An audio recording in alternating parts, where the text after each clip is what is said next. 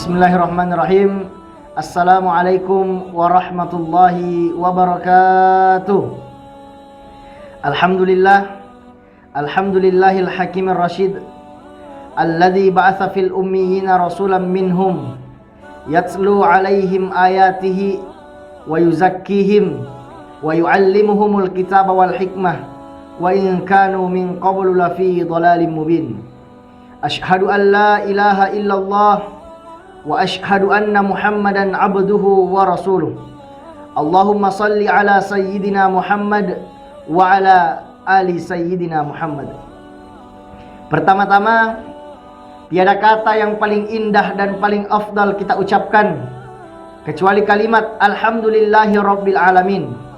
Karena atas limpahan rahmat dan karunia Allah sehingga kita masih sempat berkumpul di bulan yang penuh berkah ini, karena sesungguhnya syahrul Ramadan alladzi unzila fihil Qur'an, bulan Ramadan adalah bulan diturunkannya Al-Qur'an, hudal linnas, sebagai petunjuk bagi manusia, wa bayyinatin minal huda wal furqan, agar mereka dapat membedakan yang hak dan yang batil. Salawat dan salam tak lupa pula kita kirimkan kepada Rasulullah sallallahu alaihi wasallam. Dialah nabi yang telah merobohkan tembok-tembok kemunafikan, mematahkan jembatan-jembatan kemungkaran, dan merobohkan tembok-tembok kemunafikan. Ma'asyiral muslimin rahimakumullah. Kali ini kita akan membahas beberapa nasihat-nasihat Imam Al-Ghazali. Imam Al-Ghazali adalah suatu ulama, seorang ulama yang masyhur di kalangan orang Arab. Oleh karena itu, alangkah indah dan alangkah afdalnya kita kembali membahas 6 wasiat Imam Al-Ghazali. Ma'asyiral muslimin rahimakumullah. Suatu ketika Imam Al-Ghazali mengadakan suatu kajian, suatu pengajian, suatu majelis bersama dengan murid-muridnya.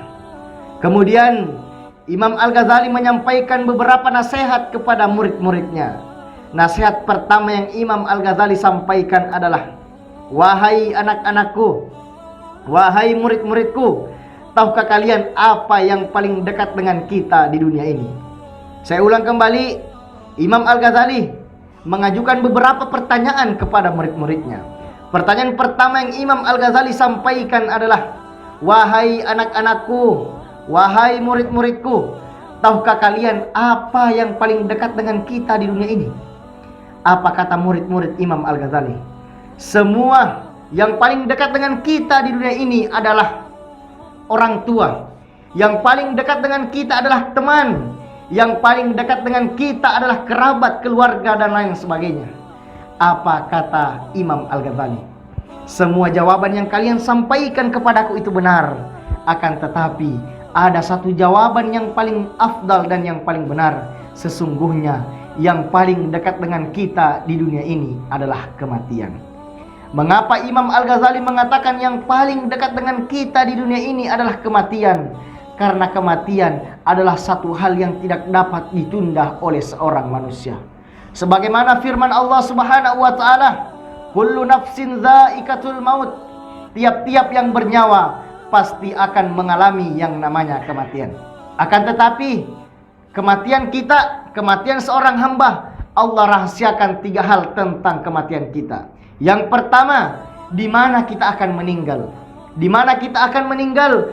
Bisa jadi kita meninggal di rumah, bisa jadi kita meninggal di mobil, bisa jadi kita meninggal dalam keadaan bermotor, dan lain-lain sebagainya. Itu semua sudah dirahasiakan oleh Allah Subhanahu wa ta'ala. Kemudian rahasia Allah yang kedua adalah bagaimana kita akan meninggal. Bagaimana posisi kita pas kita meninggal. Bisa jadi kita meninggal dalam keadaan tertidur, bisa jadi kita meninggal dalam keadaan makan, bisa jadi kita meninggal dalam keadaan minum, bahkan bisa jadi kita meninggal dalam keadaan tidur. Bahkan yang terakhir yang Allah rahasiakan tentang kematian kita adalah di mana kita akan meninggal. Posisi kita waktu itu di mana? Apakah kita sedang menjalankan perintah Allah, ataukah kita berbuat maksiat yang dilarang oleh Allah Subhanahu wa taala? Na'udzubillah, tsumma na'udzubillahi min dzalik. Allah Subhanahu wa taala berfirman, Ya ayyuhalladzina amanu idza asabathum musibah qalu inna lillahi wa inna ilaihi rajiun. Wahai orang-orang yang beriman, jika kalian ditimpa oleh suatu musibah, hendaknya mengucapkan inna lillahi wa inna ilaihi rajiun. Kami milik Allah dan sesungguhnya kami akan kembali kepada Allah Subhanahu wa taala. Ma'asyiral muslimin rahimakumullah. Kemudian Imam Al-Ghazali kembali menyampaikan nasihatnya yang kedua. Wahai anak-anakku, wahai murid-muridku, tahukah kalian apa yang paling jauh dengan kita di dunia ini? Tahukah kalian suatu hal yang paling jauh dengan kita di dunia ini? Apa kata murid-murid Imam Al-Ghazali? Yang paling jauh dengan kita di dunia ini, wahai Syekh, adalah bintang. Yang paling jauh dengan kita di dunia ini, wahai Syekh, adalah matahari. Yang paling jauh dengan kita di dunia adalah planet. Yang paling jauh dengan kita di dunia ini adalah bulan dan lain-lain sebagainya. Apa kata Imam Al-Ghazali? Semua jawaban yang kalian sampaikan kepadaku itu benar. Akan tetapi ada satu jawaban yang paling afdal dan yang paling benar, yaitu sesungguhnya yang paling jauh dengan kita di dunia ini adalah masa lalu. Mengapa Imam Al-Ghazali mengatakan yang paling jauh dengan kita di dunia ini adalah masa lalu? Karena sesungguhnya masa lalu itu tak bisa kita capai. Meskipun kita mengendarai jet super cepat sekalipun, itu kita tidak akan bisa sampai ke yang namanya masa lalu. Oleh karena itu, mengapa Allah Subhanahu wa taala, mengapa Rasulullah sallallahu alaihi wasallam melarang kita untuk membanggakan kebaikan kita di masa lalu? Akan tetapi Rasulullah sallallahu alaihi wasallam memerintahkan kepada kita untuk menjadikan kebaikan kita di masa lalu, untuk menjadikan tolak ukur untuk berbuat baik di masa yang akan datang. Rasulullah sallallahu alaihi wasallam bersabda, barang siapa yang hari ini lebih buruk dari hari kemarin, maka dia termasuk orang-orang yang terlaknat. Dan barang siapa yang hari ini sama dengan hari kemarin, maka dia termasuk orang-orang yang rugi. Dan barang siapa yang hari ini lebih baik dari hari kemarin, maka dia termasuk orang-orang yang beruntung. Ma'asyiral muslimin rahimakumullah. Kemudian nasihat Imam Al-Ghazali selanjutnya adalah yang paling berat dengan kita di dunia ini, yang paling berat dengan kita sesungguhnya di dunia ini adalah memegang amanah.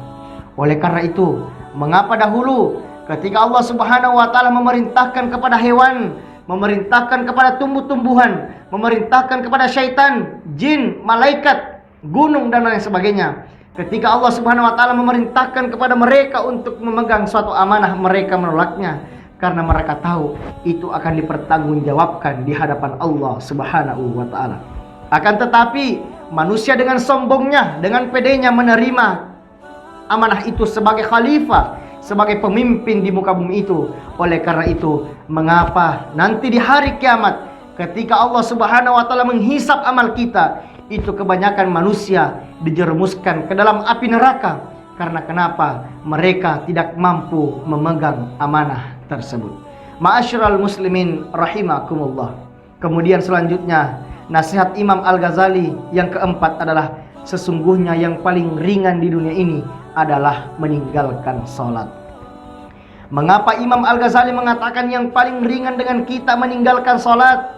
Karena kenapa? Banyak umat Islam, banyak umat muslim yang menganggap dirinya bahwa Islam, tetapi dengan pedenya, dengan ringannya meninggalkan sholat. Mereka tahu bahwa sholat adalah kuncinya surga. As-sholatu miftahul jannah. Mereka tahu sholat adalah tiangnya agama. As-sholatu imaduddin, faman tarakaha faqad hadamadin. Akan tetapi mereka lalai, mereka meninggalkannya dengan alasan pekerjaan. Jika manusia hidup di dunia ini hanya untuk mencari uang dan mencari kebahagiaan, apa bedanya kita dengan hewan? Oleh karena itu, marilah kita senantiasa menjaga sholat, karena sholat adalah tiangnya agama. Dan kata Rasulullah, as-sholatu miftahul jannah, sholat adalah kuncinya surga. Kemudian nasihat Imam Al-Ghazali yang kelima adalah, wahai anak-anakku, wahai murid-muridku, tahukah kalian apa yang paling tajam dengan kita di dunia ini?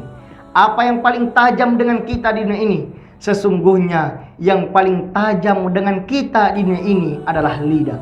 Mengapa Imam Al-Ghazali mengatakan yang paling tajam dengan kita di dunia ini adalah lidah? Karena sesungguhnya jika pedang melukai tubuh masih bisa kita mencari obatnya. Akan tetapi jika lidah melukai tubuh seorang manusia, seorang saudaranya, hendak kemana kita mencari obatnya?